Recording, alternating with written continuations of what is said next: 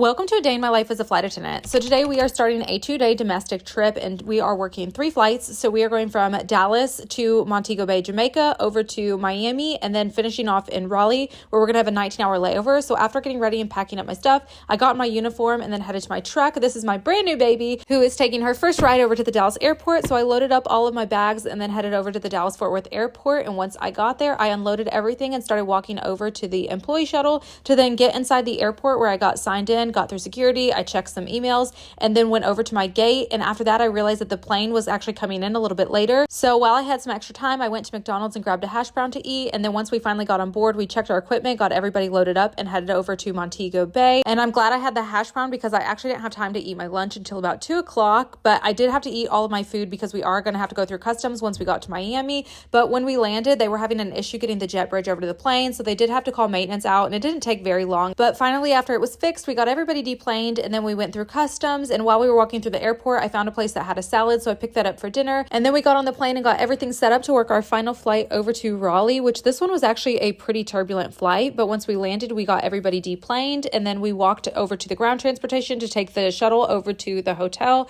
And this is the cute little room, but after getting all washed up, I was so ready for bed to get a good night's rest before having some fun tomorrow.